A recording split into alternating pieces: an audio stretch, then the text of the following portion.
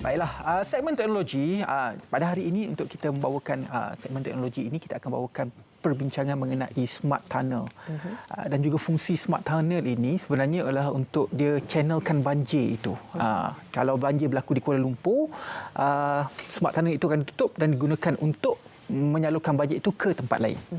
Dan sebenarnya bukan Malaysia saja yang menggunakan konsep sebegini, negara-negara maju juga mengadaptasikan teknologi terowong pindah ataupun smart tunnel ini. Pagi ini sesuai sekali dapat kami berbicara dengan dua pakar dalam bidang ini, terutama dalam keadaan sekarang banjir kilat dan bagaimana untuk kita ketahui lebih lanjut tentang bencana dan juga bencana banjir, tanah runtuh dan segala aspek yang berkaitan dengan persiapan dan juga bagaimana cara untuk mengelakkan risiko. Bersama kami pagi ini, Assalamualaikum dan selamat pagi, Professional Geologist Tuan Syed Omar yang merupakan Ketua Penolong Pengarah Cawangan Perkhidmatan Kepakaran Bahagian Perkhidmatan Teknikal Jabatan Mineral dan Geosains Malaysia. Juga bersama kami Tuan Haji Abdul Razak Abdul Majid, Ketua Pegawai Eksekutif untuk Rusty Group, AJK, APSA dan Mascon, juga member of NIOSH. Kebelakangan ni Tuan Haji memang kita banyak mendengar dan juga melihat perkembangan tentang bagaimana Malaysia dan hujan ini memang tidak dapat dipisahkan, tapi ialah yang perlu kita kaji ataupun ketahui lebih lanjut dari segi risiko dan juga cara pengendalian menangani situasi ini. Mungkin Tuan saya boleh mulakan terlebih dahulu bagaimana peranan terowong pintar ataupun smart tunnel ini kalau kita boleh bawakan situasinya di Kuala Lumpur terlebih dahulu. Okey, Assalamualaikum warahmatullahi wabarakatuh. Pertama sekali saya ingin mengucapkan terima kasih kepada pihak RTM kerana sedia menjemput saya bagi pihak Jabatan Mineral dan Geosains di bawah Kementerian Sumber Asli dan Kelestarian Alam untuk hadir bersama pada pagi ini. Okey, dalam konteks smart tunnel di Kuala Lumpur ni, memang smart tunnel menjadi satu struktur yang sangat penting dalam menangani isu-isu terutamanya banjir. Isu banjir ni biasanya kita relatekan dengan hujan yang berlebihan. Dan begitu juga smart tunnel ni memang dia boleh mencegah daripada berlakunya banjir yang teruk di Kuala Lumpur. Dan juga dengan adanya taburan hujan yang banyak juga dia akan menjejaskan struktur-struktur lain seperti cerun yang menyebabkan boleh terjadinya bencana geologi tanah runtuh. Baiklah, kita beralih kepada Tuan Haji. Apa yang kita perlu faham tentang smart tunnel ini? Mungkin ramai yang menggunakannya dan mungkin ramai yang tidak memahami fungsi sebenar smart tunnel itu sendiri. Okey, Assalamualaikum warahmatullahi wabarakatuh. Pertama sekali terima kasih kerana menjemput kami untuk berkongsi mengenai smart tunnel ini. Secara amnya saya berkongsi mengenai smart tunnel ini ialah seperti yang Tuan katakan tadi, dia boleh mengalihkan banjir. Tetapi dia ada dua fungsi. Iaitu pertama, dia boleh mengalihkan lalu lintas di Kuala Lumpur ini. Jadi smart tunnel itu kalau kita lihat, dia ada dua fungsi dan mempunyai 3 terowong di dalam itu. Terowong pertama, kedua dan ketiga. Terowong pertama yang di bawah itu ialah untuk mengalirkan air. Terowong kedua untuk kenderaan. Ketiga juga untuk kenderaan. Jadi kita mengikut situasi-situasi untuk menutup smart tunnel ini. Jadi mungkin pada peringkat awal kalau hujan biasa mungkin kita gunakan terowong yang di bawah, tunnel yang di bawah. Kalau medium kita gunakan yang kedua. Kalau ada storm, that's why dipanggil smart tunnel sebab S tu stand for storm. Kalau hujan yang berlarutan barulah kita tutup smart tunnel itu dan kita alirkan air dari sungai Kerayung ke sungai Kelang ke sungai Kerayung itu ke tapak-tapak penampungan air kita itu. Jadi ini dapat mengelakkan Kuala Lumpur daripada banjir. Bagi pihak pemerhatian pihak jabatan sendiri dengan kekerapan yang dapat kita lihat bagaimana bencana ini berlaku di Malaysia, sama ada di bandar ataupun di kawasan di luar Kuala Lumpur, apa antara inisiatif awal yang Tuan dapat barangkali kongsikan kepada masyarakat? Langkah berjaga-jaga yang boleh diambil sekiranya kita tahu lokasi kediaman ataupun premis kediaman, premis perniagaan itu berdekatan dengan kawasan-kawasan yang berisiko. Baik, dalam konteks Jabatan Mineral dan Geosains ataupun JMG, kita melihat bencana geologi, sebagai contoh bencana geologi tanah runtuh yang kerap kali berlaku di negara kita, terutama di semasa monsun timur laut yang bermula daripada November sehingga Mac. Okey, apa yang kita boleh beritahu orang awam, mana-mana individu ataupun orang awam yang tinggal di kawasan-kawasan yang kita kategorikan sebagai berisiko terhadap ancaman bencana geologi tanah runtuh, maka orang awam perlulah bersiap sedia, bersiap siaga, di mana mereka kena peka kepada keadaan sekeliling. Sebagai contoh, mereka kena peka kepada tanda-tanda awal tanah runtuh, seperti kehadiran tension crack, ataupun pokok-pokok yang sengit dan juga tiang elektrik yang sengit. Itu salah satu contohlah, contoh-contoh yang perlu orang awam tengoklah di persekitaran. Itu memang telltale signs, Tuan Najib. Memang itu memang tanda awal yang perlu kita kenal. Ya, saya. Sebenarnya banyak lagi tanda-tanda awal yang perlu diperhatikan. Sebenarnya mudah saja orang awam tengok. Sebagai contoh, dengan hadirnya tirisan air. Yang paling senang kita tengok, struktur-struktur binaan dia sengit. Jadi lain daripada biasalah. Itu merupakan tanda-tanda mudah kita kesan ada pergerakan tanah di kawasan tersebut.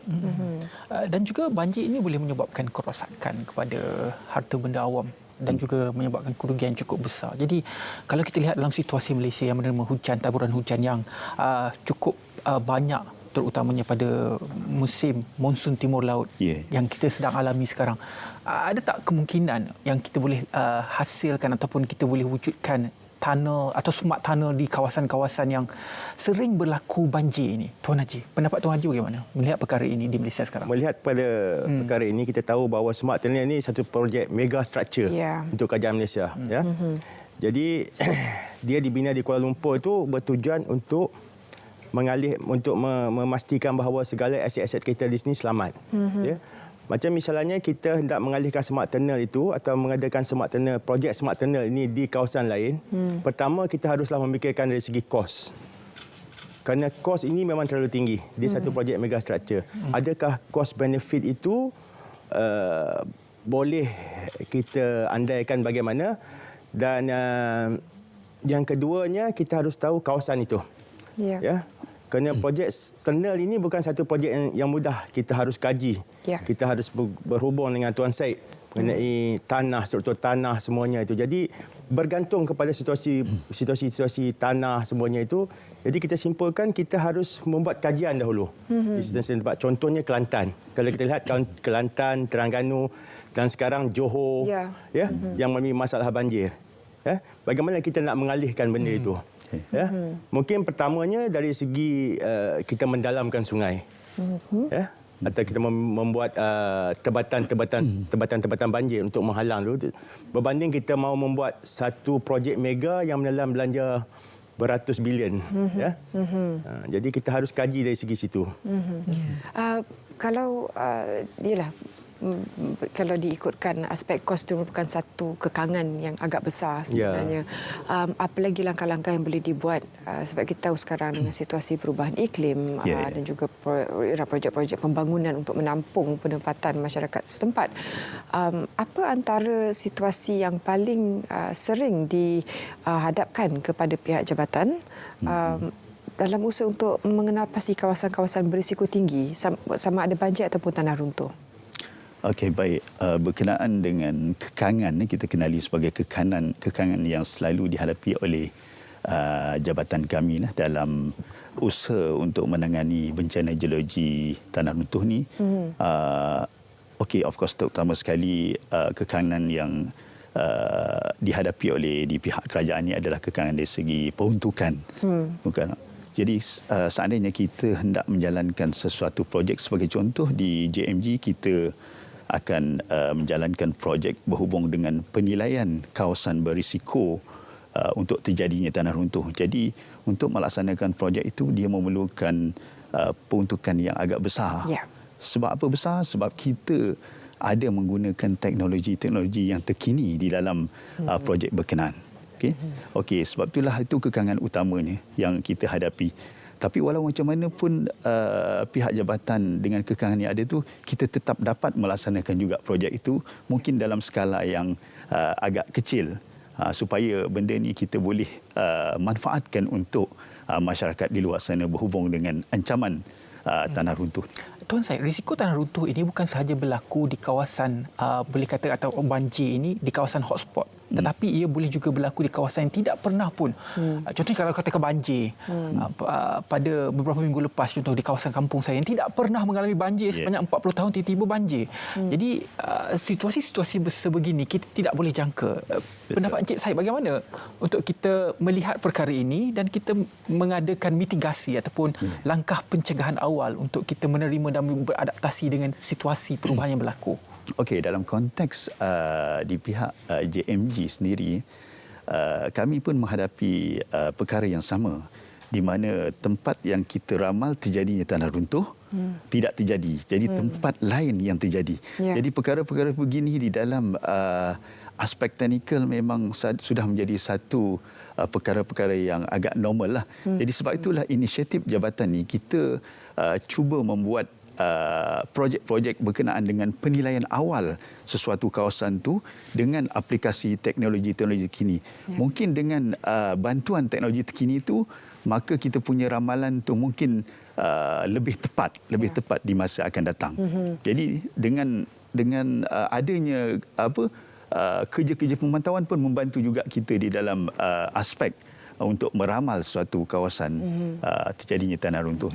Tuan Haji, kalau kita boleh kongsikan dengan para penonton juga visual yang kami bawakan di skrin sekarang ini, banyak yang kita pelajari iktibar kita ambil daripada situasi tragedi seperti ini, sangat menyayat hati, menduka citakan. Ada juga pihak-pihak yang mencadangkan sekiranya ada projek pembangunan sekecil mana ataupun sebesar mana sekalipun, kepentingan untuk merujuk kepada pihak geologis, pakar land surveyor untuk memastikan kawasan itu selamat ataupun tidak. Sebelum kita tanyakan kepada Tuan Syed yang memang seorang geologis, pandangan Tuan Haji bagaimana pentingnya untuk melaburkan dana ini untuk memastikan keselamatan pada masa akan datang, Tuan Haji?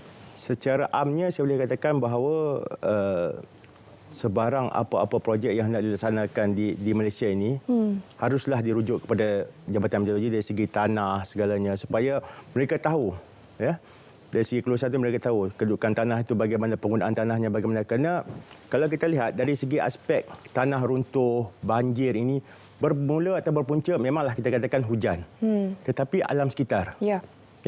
Jika kita tidak menjaga alam sekitar kita, walau apa pemantauan kita yang kita lakukan di negara ini, jadi dia tidak akan berhasil. Jadi masyarakat juga harus sedar bahawa kita itu harus menjaga alam sekitar kita. Contohnya saya bagi contoh Kuala Lumpur, banjir kilat. Banjir kilat itu bukan disebabkan oleh kenaikan paras sungai, tapi disebabkan oleh masalah kita yang membuang sampah rata-rata dan menyebabkan longkang kita tersumbat. Itu menyebabkan banjir kilat. Semua panik. Jadi kita juga harus ada satu kesedaran mengenai alam sekitar. Seperti kita adakan program nanam pokok seperti di lereng-lereng bukit tu, nanam rumput, pokok-pokok supaya kita dapat menghindar daripada tanah runtuh dan banjir. Kita dari segi sungai itu kita adakan kempen. Kita sudah ada kempen-kempen kebersihan sungai. Tapi adakah masyarakat kita itu sampai benda itu? Adakah Tuan saya rasa kadang-kadang fungsi geologi tidak difahami oleh sebanyak masyarakat yang kita inginkan? Okey, kalau kita bandingkan di masa beberapa tahun dahulu dengan sekarang ni, mungkin pada masa dahulu peranan ahli geologi ni ataupun geologis ni kurang diketahui oleh orang awam. Mungkin lebih kepada oil and gas dulu barangkali itu. Ya, betul. Sebenarnya fungsi ahli geologi ni agak luas sebenarnya. Banyak cabang-cabang bidang lain di dalam bidang geologi ni. Jadi pada masa kini mungkin masyarakat telah mula kenal apakah peranan ahli geologi dan juga peranan jabatan kami JMG di dalam pembangunan negara kita. Okey, berbalik kepada smart tunnel itu sendiri, Tuan Haji. Kita melihatlah banjir, tanah runtuh dia berlaku, sentiasa akan berlaku di Malaysia. Kan? Jadi kalau smart tunnel itu telah pun dibina lama, adakah ia berevolusi dengan teknologi? Maksudnya adakah akan ada teknologi, pembaharuan teknologi dalam smart tunnel yang kita lalui sekarang? Okey, kita lihat smart tunnel mungkin lebih daripada 10 tahun ada di ibu kota kita. Jadi setiap tahun, setiap ada perubahan dari segi teknologi, kita akan mengupgradekan, menambah baikkan smart tunnel itu. Paling mudah dari segi penggunaan kamera. Ya, kalau dulu mungkin kita gunakan analog. So sekarang kita telah menggunakan kamera, menggunakan IP kamera yang dapat menangkap gambar lebih bagus lagi dalam smart tunnel. Ya. Jadi kita mengikut arus teknologi itu untuk memastikan bahawa smart tunnel kita itu selamat. Evolusi ataupun fungsi peranan dan juga barangkali bidang kuasa jabatan JMG untuk memastikan supaya usaha mengatasi kawasan-kawasan berisiko ini dilakukan secara konsisten dan dapat diwar-warkan alert ataupun flag ini kepada pihak-pihak berwajib. Bagaimana pengalaman dan juga pemerhatian Tuan dalam ini supaya dapat dilakukan? Okey, memang JMG telah pun melaksanakan beberapa projek yang dipanggil penilaian kawasan risiko berlakunya tanah runtuh di seluruh Malaysia. Mungkin dari segi coverage area tu, kawasan lipuan tu masih belum lagi mencukupi. Tapi hasil daripada penilaian tersebut kita telah kongsikan dengan agensi-agensi yang berkepentingan di luar sana untuk kesiapsiagaan menghadapi bencana tanah runtuh. Sebagai contoh, salah satu daripada output yang kita hasilkan adalah berbentuk peta, macam peta susceptibility, peta kerentanan, dan juga peta hazard, iaitu peta bahaya. Jadi kita telah kongsikan dengan pihak-pihak yang berkepentingan untuk dilakukan mitigasi awal dalam kita menghadapi tanah runtuh ni. Dan saya juga difahamkan di sini banyak peralatan amaran awal telah pun dipasang. Contohnya kalau ada di sini tulis telemetry, wire sensor, vibration sensor di beberapa kawasan strategik seperti di Taman Ekorimba, Bukit Hijau dan juga hutan Lipur Titi Hayun.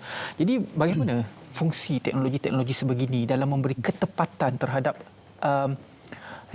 risiko yang akan berlaku? Kita mulakan dengan Tuan Haji sendiri melihat pada perkembangan teknologi yang kita gunakan. Setiap teknologi yang kita gunakan, kita akan ada control room. Betul tak Tuan Syed? Ya, betul. Di control room kita akan dapat signal itu yang akan bagi tahu kat kita dari segi ketepatannya.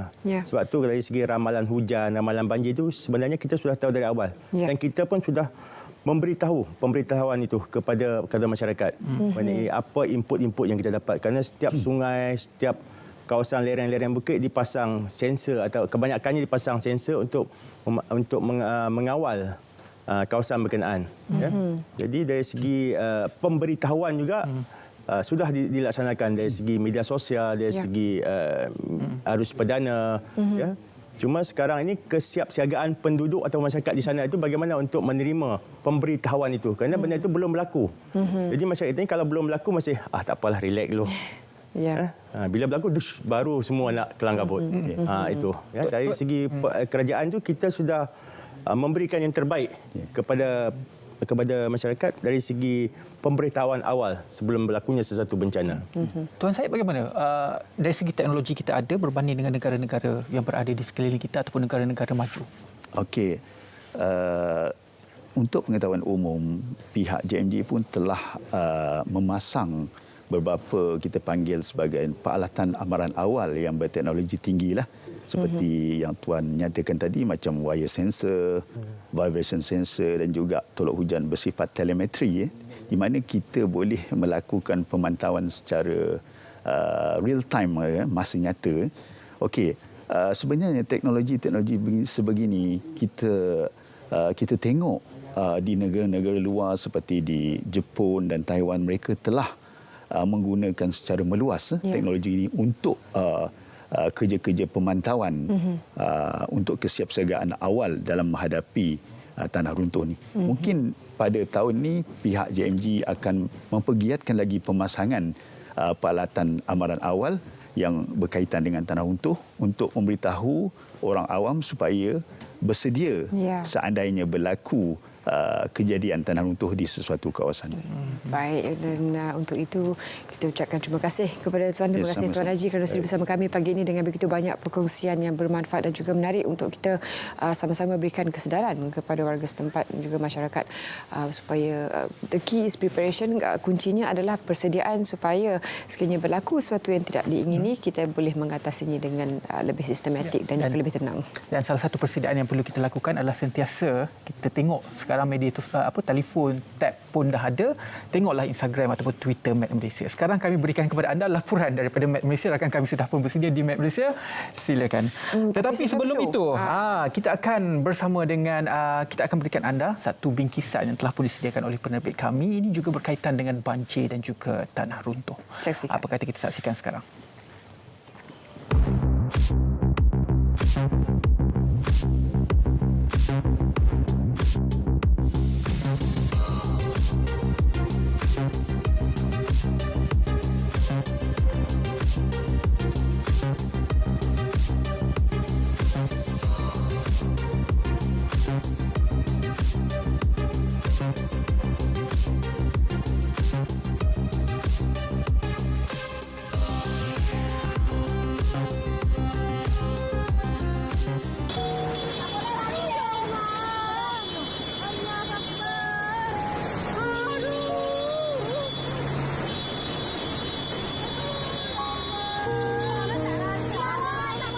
Beberapa kejadian bencana geologi tanah runtuh dan banjir telah berlaku di beberapa kawasan seluruh negara sejak beberapa tahun lalu. Ini menyebabkan negara mengalami kerugian lebih 3 bilion ringgit. Ia termasuk kerosakan harta benda dan yang paling memilukan, negara berdepan kehilangan nyawa rakyatnya. Mana mungkin kita lupa peristiwa banjir besar di Hulu Langat dan Seri Muda yang melibatkan kehilangan harta benda dan nyawa. Mana mungkin kita lupa insiden tanah runtuh Batang Kali yang sehingga kini memuatkan hati merasa sayu dan pilu mengenangkan jumlah nyawa yang menjadi korban. Bila saya sampai di tempat kejadian tu, saya lihat memang nampak ada yang memang dah habis, ada yang bumbung sahaja, ada yang satu tingkat dah habis. Jadi dan ada masalah juga, nak call pun tak boleh. Lepas tu telefon pun, bateri pun dah habis. Jadi saya cuba ingat-ingat lupa kat mana ni nak selamatkan. Dan masing-masing minta pertolongan tau. Kita dah ke kanan ke kiri, encik-encik tolong kami. Jadi perjalanan nak pergi mencari ke tu bukan mudah. Dia pakai GPS apa semua kan. Jadi kita agak-agak aje. Time tu macam mula relax lagi. Tiba dalam masa 2 jam air dah naik sampai pada lutut. Time tu baru angkat barang. Tapi yang boleh angkat tu husbandnya lah, sebab saya tengah sarat kan. Tak banyak lah barang yang selamat. Dalam lebih kurang almost 48 hours lah. Sempat masa air dah naik sampai dekat paha tu, sempatlah grab satu paket roti. Apa ya? Kalau Kedah panggil roti 4 segi tu. Roti abseng tu kan. Yang tu je. Dengan air mineral satu botol besar. Lepas tu cakap dengan husband, kita kena minta tolong orang lah. Sebab memang dah tak ada, nak keluar sendiri pun tak boleh sebab sarat kan. Lepas tu husband cakap, tak apalah kita try post kat Facebook. Sebab tak ada orang tahu kan. Bila tak post kat Facebook, bila orang sudah post tu, baru kawan-kawan nampak, kata rupanya kita stuck kat dalam rumah tu. Kejadian banjir di Seri Muda, antara penyebabnya ialah faktor hujan, sama ada yang turun secara berlebihan atau turun dalam tempoh masa yang lama. Bagi mengurangkan risiko kejadian bencana ini, pelbagai tindakan telah diambil termasuk kaedah melencongkan laluan air, terutama di ibu negara yang kerap kali berlaku banjir kilat. Ia sekaligus menghalang air banjir daripada masuki Kuala Lumpur menggunakan terowong smart. Pada Disember 2021, 5 juta meter padu air telah dilencongkan sekaligus mengelakkan bandaraya Kuala Lumpur yang berkemungkinan tenggelam. Persoalannya, mampukah segala usaha yang dilaksanakan ini dapat mengurangkan risiko banjir seperti kerosakan harta benda serta kemusnahan alam sekitar yang ada kalanya berpunca dari kerakusan manusia? Dan sampai bila ada jiwa yang menjadi korban sebagai jawapan dari alam sekitar yang diberikan dalam bentuk bencana?